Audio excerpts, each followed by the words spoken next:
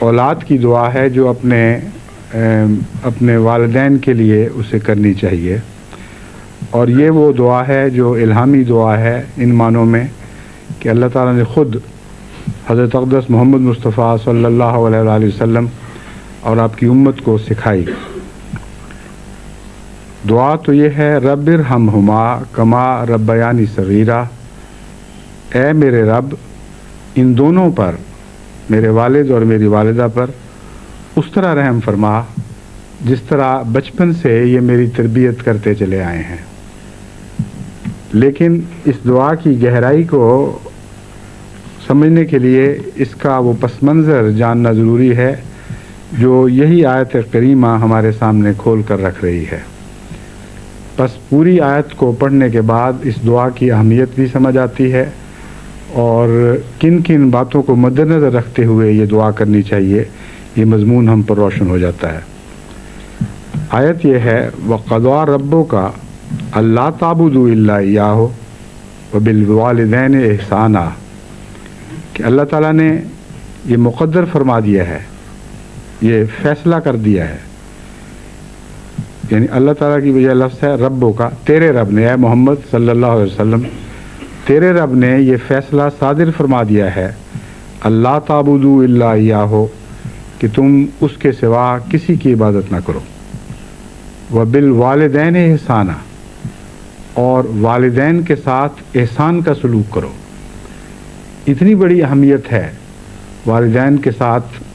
نیکی کے برتاؤ کی کہ توحید کی تعلیم کے بعد دوسرے درجے پر خدا نے جس بات کا فیصلہ فرمایا وہ یہ تھا کہ اپنے والدین کے ساتھ حسن سلوک کرو۔ احسان کا لفظ کن معنوں میں استعمال ہوا ہے اس کے متعلق میں پھر دوبارہ آپ سے بات کروں گا۔ اما یبلغن عندک الکبر احدہما او کلاہما فلا تقل لہما اف ولا تنہرہما وقل لہما قولا کریما، اگر اما یبلغن عندک الکبر، اگر ان میں سے کوئی تیرے ہوتے ہوئے تیری زندگی میں بڑھاپے تک پہنچ جائے، ان میں سے خواہ ایک پہنچے یا دونوں پہنچیں، فلا تقل لہما اف، ان کو اف تک نہیں کہنی۔ اف نہ کہنے کا مطلب یہ ہے کہ ان سے بڑھاپے میں ایسی حرکتیں ہو سکتی ہیں جو ان کے بچپن کے سلوک سے مختلف ہوں۔ بچپن میں تو وہ بڑی رحمت کے ساتھ تمہاری تربیت کرتے رہے، لیکن بڑھاپے کی عمر میں پہنچ کر انسان کو اپنے جذبات پر اختیار نہیں رہتا،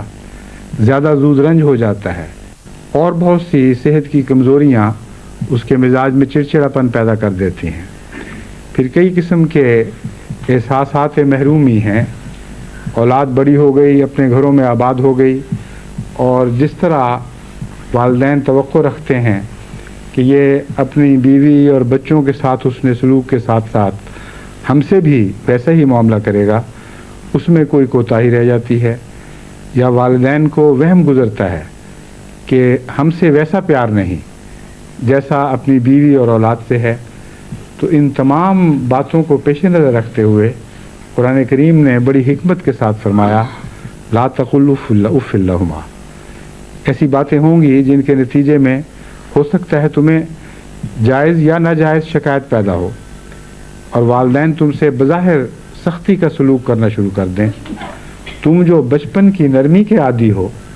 اس سلوک سے گھبرا کر اف نہ کہہ بیٹھنا۔ اف کا لفظ کوئی گالی نہیں ہے، کوئی سخت کلامی نہیں ہے، ایک اظہار افسوس ہے۔ فرمایا کہ اظہار افسوس تک نہیں کرنا، ولا تنہرہما، اور جھڑکنے کا تو سوال ہی پیدا نہیں ہوتا۔ ہرگز اپنے والدین کے ساتھ سخت کلامی نہیں کرنی۔ وقل لہما قولا کریما، اور ان کے ساتھ عزت کا کلام کیا کرو، ہمیشہ احترام کے ساتھ ان سے مخاطب ہوا کرو۔ وخفض لہما جناح الذل، اور اپنی نرمی کے پر ان کے اوپر پھیلا دو۔ من الرحمت، رحمت کے اور نرمی کے، یا رحمت کے نتیجے میں جو نرمی پیدا ہوتی ہے اس کے پر ان پر پھیلا دو، اور پھر یہ دعا کرو وقر رب ارحمہما کما ربیانی صغیرا، کہ اے میرے رب ان پر اسی طرح رحم فرما کما ربیانی صغیرا، جس طرح انہوں نے بچپن میں بڑے رحم کے ساتھ میری تربیت فرمائی ہے۔ بہت ہی پیاری اور کامل دعا ہے، اور بہت سی ذمہ داریوں کی طرف جو اولاد کے ذمہ اپنے والدین کے لیے ہیں ہمیں توجہ دلاتی ہے، لیکن اس دعا میں اور بھی بہت سی حکمتیں پنہاں ہیں۔ اب میں نسبتاً تفصیل سے اس آیت کے بعض مضامین کھول کر آپ کے سامنے رکھتا ہوں۔ پہلی بات تو یہ ہے کہ احسان کا حکم دیا گیا ہے، ادائیگی فرض کا نہیں، اور احسان بظاہر ضروری نہیں ہوا کرتا۔ احسان تو ایسا معاملہ نہیں ہے کہ ہر انسان پر فرض ہو، کیا یا نہ کیا کوئی فرق نہیں پڑتا، یعنی اگر فرق پڑتا بھی ہے تو احسان ایک ایسی بات نہیں ہے جو اگر انسان نہ کرے تو خدا کے نزدیک معتوب ہو جائے۔ تو پھر خدا تعالیٰ نے ذمہ داریاں ادا کرنے کا حکم کیوں نہ دیا اور احسان کا حکم کیوں دیا؟ اس میں اور بھی حکمتیں پوشیدہ ہوں گی، لیکن دو ایسی حکمتیں ہیں جن کو میں آپ کے سامنے کھولنا چاہتا ہوں۔ پہلی بات تو یہ ہے کہ فرض کی ادائیگی پہلے ہوا کرتی ہے اور احسان بعد میں آتا ہے۔ اگر فرض ادا نہ ہو تو احسان کا سوال ہی پیدا نہیں ہوتا۔ اس لیے قرآن کریم جو بڑی فصیح و بلیغ کتاب ہے، خدا کا کلام ہے، اس نے ایک لفظ میں اس سے پہلے ہونے والی ذمہ داریوں کا بھی ذکر فرما دیا، اور مومن سے گویا یہ توقع رکھی کہ وہ جہاں تک اس کی روزمرہ کی ذمہ داریوں کا تعلق ہے، فرائض کا تعلق ہے، وہ تو لازماً وہ پورے کر رہا ہے، ان کو نہ پورا کرنے کا سوال ہی نہیں۔ لیکن جہاں تک والدین کا تعلق ہے، محض ذمہ داریاں پورا کرنا کافی نہیں ہے، ان کے ساتھ احسان کا سلوک ہونا ضروری ہے۔ ایک یہ حکمت ہے۔ دوسری حکمت یہ ہے کہ یہاں لفظ احسان کو سمجھنے کے لیے ہمیں قرآن کریم کی ایک اور آیت کا سہارا لینا ہوگا جو اس مضمون کے لیے کنجی کی حیثیت رکھتی ہے۔ ایک دوسری جگہ اللہ تعالیٰ فرماتا ہے فَهَلْ جَزَاءُ الْإِحْسَانِ إِلَّا الْإِحْسَانُ، کہ احسان کی جزا احسان کے سوا کیا ہو سکتی ہے؟ بس یہ احسان ان کے اوپر ان معنوں میں احسان نہیں ہے جن معنوں میں ہم ایک دوسرے پر احسان کرتے ہیں۔ یہ احسان کوئی والدین کے اوپر اولاد کی طرف سے یک طرفہ نعمت نہیں ہے جو ان کو ادا کی جا رہی ہے، بلکہ خدا تعالیٰ یہ بیان فرما رہا ہے کہ والدین نے تم سے احسان کا معاملہ کیا تھا، اس لیے صرف فرض کی ادائیگی کافی نہیں ہوگی۔ جب تک تم ان سے احسان کا معاملہ نہیں کرو گے تم اپنی ذمہ داری کو ادا کرنے والے نہیں بنو گے۔ چنانچہ فرمایا حل جزاء الاحسان الا الاحسان، احسان کی جزا تو احسان کے سوا ہے ہی کوئی نہیں۔ کوئی شخص تم پر احسان کرتا چلا جا رہا ہو اور تم اپنی روزمرہ کی ذمہ داریاں ادا کر رہے ہو، یہ کافی نہیں ہے۔ چنانچہ اس مضمون کو آیت کے دوسرے حصے نے کھول دیا، آخری حصے نے، جہاں یہ دعا سکھائی گئی رب ارحمہما کما ربیانی صغیرا، اے اللہ ان سے اس طرح رحم کا سلوک فرما جس طرح بچپن میں مجھ سے یہ رحم کا سلوک فرماتے تھے۔ صرف اپنے حقوق ادا نہیں کرتے تھے، محض مجھے زندہ رکھنے کے لیے اور روزمرہ کی ضرورتیں پوری کرنے کے لیے محنت نہیں اٹھاتے تھے، بلکہ اس سے بہت بڑھ کر مجھ سے شفقت اور رحمت کا سلوک فرمایا کرتے تھے۔ میری معمولی سی تکلیف پر یہ بے چین ہو جایا کرتے تھے، میری ادنا سی بیماری پر ان کی راتوں کی نیندیں حرام ہو جایا کرتی تھیں، اور انہوں نے جو مجھ سے سلوک فرمایا وہ رحمت کا سلوک ہے۔ بس مجھے جو حکم ہے احسان کا کہ میں بھی احسان کا سلوک کروں، اے خدا میں اس احسان کا بدلہ نہیں چکا سکتا، اس لیے دعا کے ذریعے میں تجھ سے مدد چاہتا ہوں، اور جب تک تو اس بارے میں میری مدد نہ فرمائے حقیقت میں میرے والدین کے مجھ پر اتنے احسانات ہیں کہ میں جو بھی کوشش کروں اس کے باوجود ان احسانات کو چکا نہیں سکتا، بس تو میری مدد فرما، رب ارحمہما، اے خدا تو رحم فرما ان کے اوپر، اور جو کمیاں میرے سلوک میں رہ جائیں گی وہ تو اپنے رحم سے پوری فرما دے، کما ربیانی صغیرہ، جس طرح بچپن میں یہ میری تربیت کرتے رہے تو ان کے ساتھ وہ سلوک فرما۔ اس دعا نے ایک اور حیرت انگیز مضمون کو ہمارے سامنے کھول دیا کہ والدین بھی جہاں تک خدا کا تعلق ہے اس کی تربیت کے محتاج ہیں، اور اف اللہما کہنے کے ساتھ جو ان کی بشری کمزوریوں کی طرف توجہ دلائی گئی ہے، وہاں بھی خدا تعالیٰ کی ربوبیت کی بہت ضرورت ہے، اور انسان تو مرتے دم تک خدا کی ربوبیت کا محتاج رہتا ہے۔ اس لیے یہ دعا بہت ہی کامل دعا ہے، اور اس کے معنی یہ بنیں گے کہ اے خدا اگرچہ بظاہر ان کے اعضاء مزمحل ہو چکے ہیں، یہ کمزوری کی طرف لوٹ رہے ہیں، طاقت کے بعد ضعف شروع ہو چکا ہے، لیکن ضعف کے وقت زیادہ رحم کے ساتھ تربیت کی ضرورت پیش آتی ہے۔ جب میں بچہ تھا تو میرے والدین نے مجھ سے رحم کا سلوک میرے ضعف کی وجہ سے کیا، اور صغیرہ کے لفظ نے بتا دیا کہ بڑے ہو کر رحم کا معاملہ اتنا نہیں رہا کرتا جتنا بچپن میں ہوتا ہے۔ بچپن کی کمزوری ہے جو رحم کا تقاضا کرتی ہے۔ بچے کو آپ ایک بات سکھاتے ہیں، وہ چلنا سکھائیں تو بار بار گرتا ہے، بولنا سکھائیں تو بار بار غلطیاں کرتا ہے، تتلاتا ہے، سبق پڑھائیں تو اس کو پڑھا ہوا سبق بار بار بھولتا چلا جاتا ہے، لفظ آپ رٹا بھی دیں تو پھر اگلی دفعہ جب سنتے ہیں تو پھر اس لفظ میں وہی غلطیاں کرنے لگ جاتا ہے۔ بعض دفعہ بچے کو پڑھانا اعصاب شکن ہوتا ہے، اور حقیقت میں جب تک رحم کا معاملہ نہ کیا جائے اس وقت تک بچے کی صحیح تعلیم نہیں ہو سکتی۔ چنانچہ بعض والدین جو جہالت سے حوصلہ چھوڑ بیٹھتے ہیں وہ بچپن سے بجائے رحم کے سختی کا معاملہ شروع کر دیتے ہیں، اور سختی کے ساتھ بچے کی تربیت ہو نہیں سکتی، اس میں بغاوت پیدا ہو جاتی ہے، اس میں سخت رد عمل پیدا ہوتے ہیں، اور بجائے اس کے کہ اس کی تربیت ہو اس کے اندر بچپن ہی سے نقائص بیٹھ جاتے ہیں۔ بس اس آیت کریمہ نے اس حکمت کو بھی ہمارے سامنے روشن کر دیا کہ وہ والدین جو اچھی تربیت کرنے والے ہوں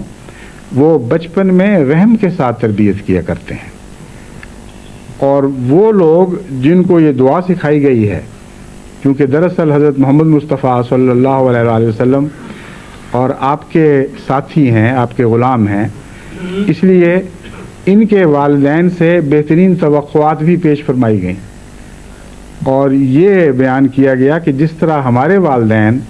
بچپن میں ہماری کمزوریوں کے پیش نظر ہم سے سختی کرنے کی بجائے رحمت کا معاملہ کیا کرتے تھے اور تربیت میں بار بار بخشش کا سلوک فرماتے تھے، اسی طرح خدا اب میرے والدین کمزور ہو چکے ہیں، تو ان کی غفلتوں اور کمزوریوں سے درگزر فرما اور ان کے ساتھ بخشش اور رحمت کا سلوک فرما۔ اس ضمن میں ایک بات یہ بھی یاد رکھنے کے لائق ہے کہ کما کے لفظ نے ہمیں ہماری بہت سی ذمہ داریوں کی طرف توجہ دلا دی، جو صرف والدین کی طرف نہیں بلکہ اپنی اولاد اور آئندہ نسلوں کی طرف ہمیں متوجہ کرتی ہیں، ہمیں پیش آتی ہیں وہ ذمہ داریاں، اور ہمیں کس طرح ادا کرنا چاہیے اس کی طرف توجہ دلائی گئی ہے۔ فرمایا رب ارحمہما کما ربیانی صغیرہ۔ کما کے لفظ نے یہ بتایا کہ اگر والدین بچوں کی تربیت رحمت کے ساتھ نہیں کرتے تو یہ دعا ان کے حق میں نہیں سنی جائے گی، کیونکہ کما کا مطلب ہے جیسے انہوں نے بچپن میں رحمت کے ساتھ میری تربیت کی۔ یہ وہ ایک ایسا مسئلہ ہے جس کو بھلا کر یورپ اپنے معاشرے میں کئی قسم کے عذاب پیدا کر چکا ہے۔ اولاد کے ساتھ حسن سلوک اور تربیت رحمت کے ساتھ کرنا اس لیے بھی نہایت ضروری ہے تاکہ بعد میں بڑے ہو کر اس اولاد کا تعلق اپنے والدین سے اسی طرح رحمت اور نرمی اور مغفرت کا تعلق ہو۔ اگر بچپن ہی سے والدین اپنی زندگی کی لذتوں میں منہمک پڑے ہوں اور اولاد کو اسکولوں کے سپرد کر دیں یا معاشرے کے سپرد کر دیں اور جو ذاتی تعلق پیدا کرنا چاہیے ان کی تربیت میں وہ تعلق پیدا نہ کریں۔ یاد رکھیں یہاں بچوں کے ساتھ پیار کا ذکر نہیں ہے۔ بچوں کے ساتھ پیار تو ہر معاشرے میں والدین کو ہوتا ہی ہے۔ فرمایا ایسا پیار جو تربیت میں استعمال ہوا ہو، ایسا پیار نہ ہو جو تربیت خراب کرنے والا پیار ہو۔ پس پیار کے متوازن ہونے کا بھی اس آیت نے ذکر فرما دیا اور یہ بھی بتا دیا کہ وہ پیار ہی کام کا پیار ہے جس کے نتیجے میں اولاد اعلیٰ تربیت پائے۔ پس وہ والدین جو اس بات سے غافل رہتے ہیں ان کی سوسائٹیوں میں کئی قسم کی خرابیاں جگہ پکڑ جاتی ہیں اور ان کی اولادیں جب بڑی ہوتی ہیں تو وہ اپنے والدین کے لیے نہ احسان کی دعائیں مانگتے ہیں خدا تعالیٰ سے،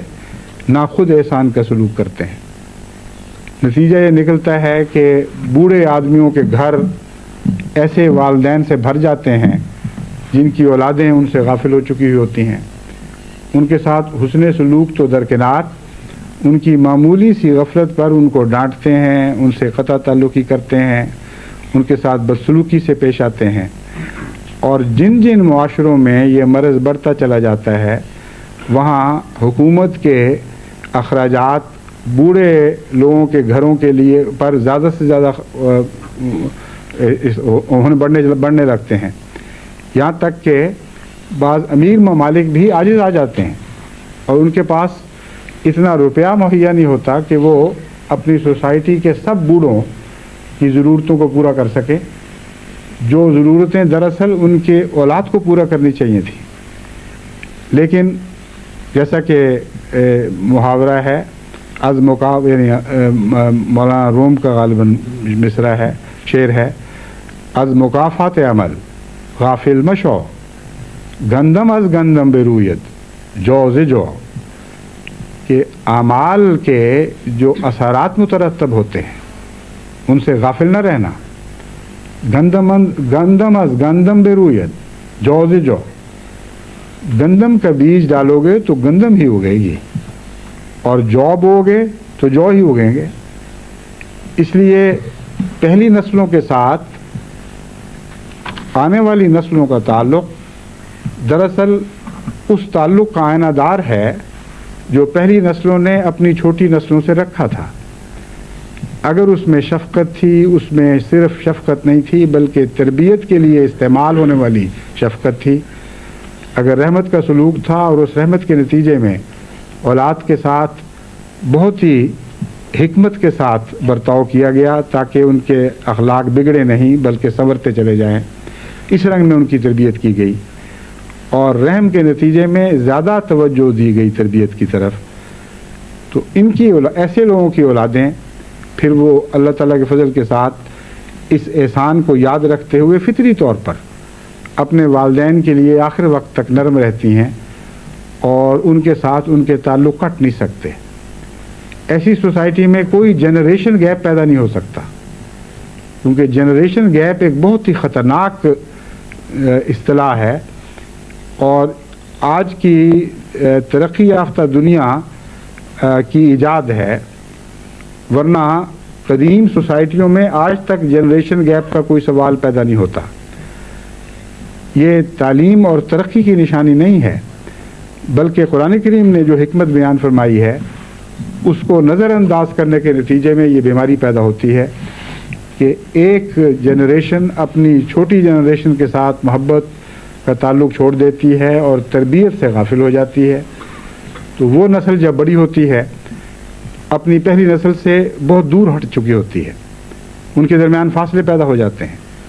اور وہ فاصلے پھر بڑھتے چلے جاتے ہیں نسل بعد نسل، بجائے اس کے کہ وہ کم ہونے لگے۔ اس لیے یہ دعا جو سکھائی گئی اس کا پس منظر بھی خوب کھول کر بیان فرما دیا گیا اور اس کا جو بیچ کا حصہ ہے وہ ہے وخفض لہما جناح الذل من الرحمت، کہ اے بچوں تم اپنے والدین کے لیے اس طرح نرمی کے پر پھیلا دو جیسے پرندے اپنے چوزوں کے اوپر اپنے چھوٹے چھوٹے بچوں کو اپنے پروں میں ڈھانپ لیتے ہیں۔ یہاں پر کا استعمال اس لیے کیا گیا تاکہ پرندوں کا اپنے بچوں کے ساتھ سلوک ایک تصویر کی صورت ہماری نظروں کے سامنے ابھر آئے، اور فرمایا کہ اس طرح ان کے اپنے والدین کے ساتھ پیار اور محبت کا سلوک کرو جس طرح پرندے اپنے بچوں کو پالتے ہیں، ان کی نگہداشت کرتے ہیں جو کلیتاً ان پر محتاج ہوتے ہیں۔ یہاں انسانوں سے ہٹ کر پرندوں کی مثال دی گئی ہے۔ دراصل جناح کا لفظ محاورہ ہے، ضروری نہیں کہ پر کے لیے استعمال ہو، ایک صفت کے بیان کے لیے بھی استعمال ہوتا ہے، لیکن کیوں استعمال ہوتا ہے اس کی وجہ یہ ہے کہ اس سے پرندوں کی طرف ذہن منتقل ہو جاتا ہے، کیونکہ پرندوں کے پر ہوتے ہیں، اور پرندے اپنے بچوں کی بعض دفعہ اس طرح لمبے عرصے تک تربیت کرتے ہیں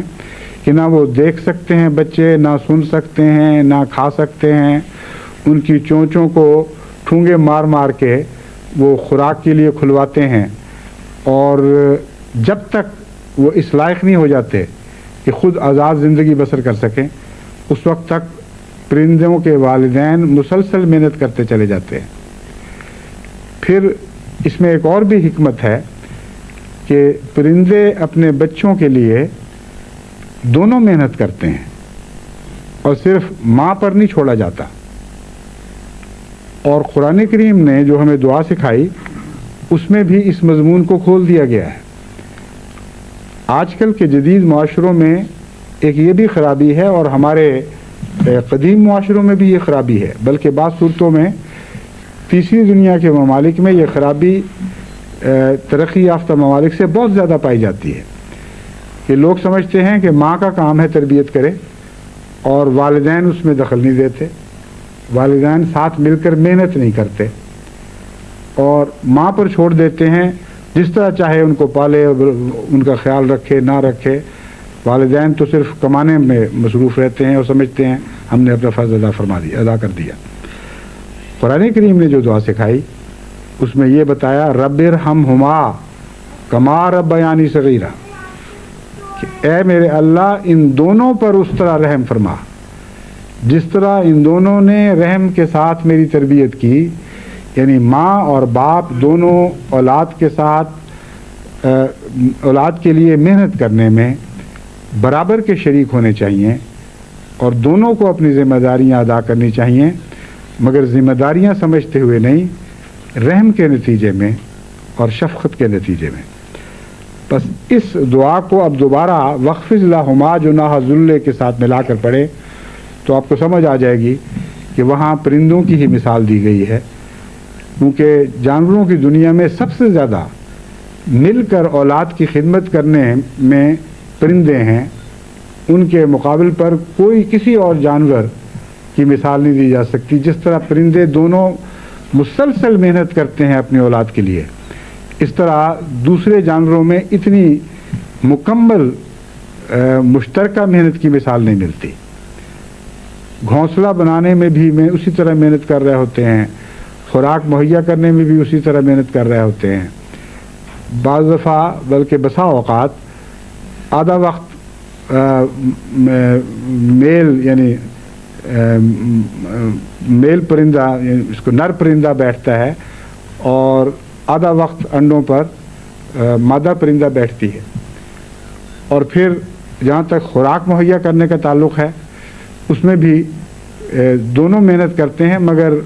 نر پرندے کو بعض دفعہ زیادہ محنت کرنی پڑتی ہے خوراک کے مہیا کرنے میں۔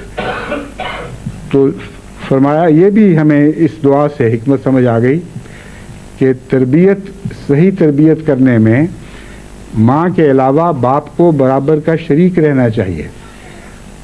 اور جہاں ماں اور باپ مل کر اولاد سے حسن سلوک کر رہے ہوں وہاں طلاقیں شاذ کے طور پر واقع ہوں گی، وہ گھر نہیں ٹوٹا کرتے۔ اکثر وہی گھر ٹوٹتے ہیں جہاں دونوں ماں اولاد کی تربیت میں دونوں میں سے کسی ایک کا زیادہ دخل ہوتا ہے اور آپس کے تعلقات اس حد تک خراب ہوتے ہیں کہ دونوں بیک وقت اپنی اولاد کی ذمہ داریاں ادا نہیں کرتے. اسی وجہ سے ایسی اولادیں پھر زیادہ خراب ہو جایا کرتی ہیں بڑے ہو کر. بعض دفعہ وہ ماں کی سائیڈ لیتی ہیں کیونکہ ماں نے تربیت اور پیار میں زیادہ حصہ دیا. بعض دفعہ باپ کے ساتھ تعلق قائم رکھتی ہیں اور ماں کے خلاف ہو جاتی ہیں کیونکہ جانتی ہیں کہ ماں نے تو ہماری ذمہ داریاں ادا نہیں کی, باپ قربانی کرتا رہا ہے.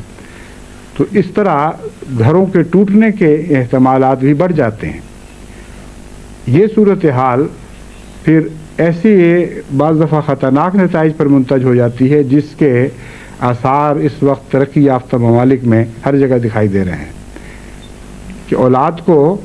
اپنے والدین سے خطرہ پیدا ہو جاتا ہے. بعض علاقوں میں یعنی یورپ کے بعض علاقوں میں پولیس کی تحقیق کے مطابق 30% گھر ایسے ہیں جہاں بچے اپنے ماں باپ سے محفوظ نہیں ہیں, یہاں تک کہ جنسی بے راہروی کا بھی شکار ہو جاتے ہیں. بس جہاں یہ صورتحال ہو وہاں یہ دعا کیسے کام کر سکتی ہے کہ رب ارحمہما کما ربیانی صغیرہ. یہ ایک ایسے صالح معاشرے کی دعا ہے جہاں والدین نے اپنی اولاد سے محض عام سلوک نہیں کیا, ذمہ داریاں ہی ادا نہیں کی, بلکہ بے حد رحمت کا سلوک کیا اور ان کی تربیت شفقت سے کی, کسی غصے کے ساتھ نہیں کی. اور تربیت کے لیے رحمت ضروری ہے. یاد رکھیں, جہاں جلد بازی میں انسان غصے میں مبتلا ہو جاتا ہے, اولاد کو مارنے لگ جاتا ہے, اس کو گالیاں دینے لگ جاتا ہے, وہاں تربیت کا مضمون غائب ہو چکا ہوتا ہے. وہاں نفسانی جوش کا معاملہ شروع ہو جاتا ہے اور نفسانی جوش سے تربیت نہیں ہوا کرتی. حضرت اقدس مسیح موعود علیہ الصلوۃ والسلام نے اسی لیے ایک صحابی پر بہت ہی خفگی کا اظہار فرمایا جن کے متعلق اطلاع ملی تھی کہ وہ اپنی اولاد سے سختی کرتے ہیں اور مار کے ان کو ٹھیک کرنا چاہتے ہیں. اتنی سختی کا اظہار فرمایا کہ بہت کم میں نے حضرت مسیح موعود علیہ الصلوۃ والسلام کو اپنے صحابہ پر اس طرح ناراض ہوتے دیکھا ہے اور بار بار اس طرح توجہ دلائی کہ تم دعا کیوں نہیں کرتے. اس سے پتہ چلا کہ خدا کے پاک بندے جو سچا ایمان رکھتے ہیں وہ تمام کوششوں میں سب سے زیادہ اہمیت دعا کو دیتے ہیں. پس رب ارحمہما کما ربیانی صغیرہ میں ایک یہ پہلو بھی ہمارے سامنے آ گیا کہ وہ رستہ جس پر خدا کے انعام یافتہ لوگ چلا کرتے تھے وہ اپنی اولاد کے لیے صرف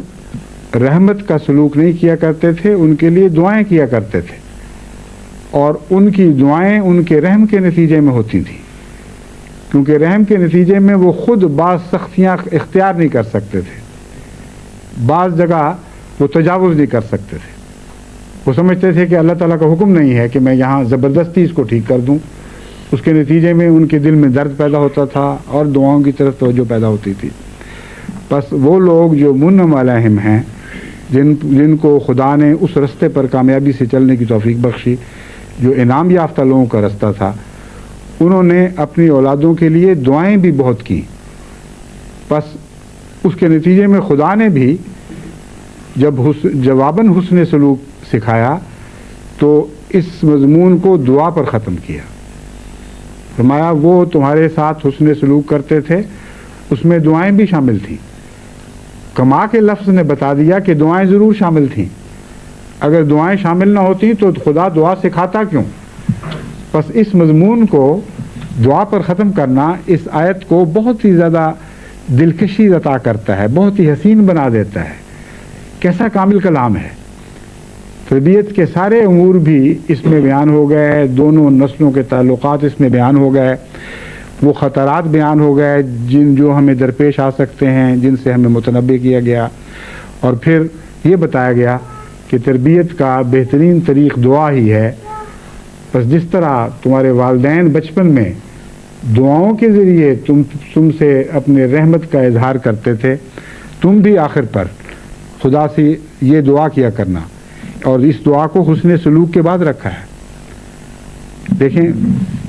وَاخْفِضْ لَهُمَا جُنَاحَ الذُّلِّ مِنَ الرَّحْمَةِ, ان پر اپنی رحمت کے پر پھیلا دو، ان کو اپنے پروں کے نیچے لے لو۔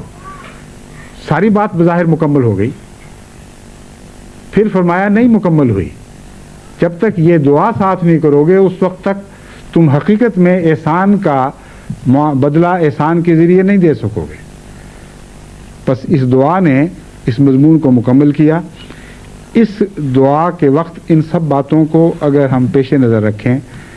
تو اس دعا میں بہت گہرائی پیدا ہو جاتی ہے اور بہت عظمت پیدا ہو جاتی ہے، اور یہ دعا اگلوں کے لیے بھی مفید ہے اور گزرے ہوئوں کے لیے بھی مفید ہے، اور ہر طرف برابر اثر دکھاتی ہے۔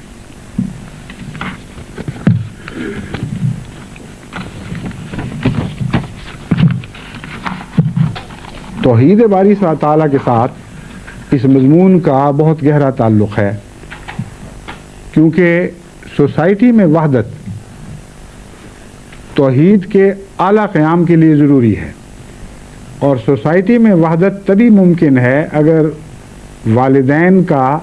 اولاد کے ساتھ اور اولاد کا والدین کے ساتھ گہرا اٹوٹ تعلق قائم ہو چکا ہو۔ اسی کے نتیجے میں خاندان استوار ہوتے ہیں، اسی کے نتیجے میں سوسائٹی میں یکجہتی پیدا ہوتی ہے۔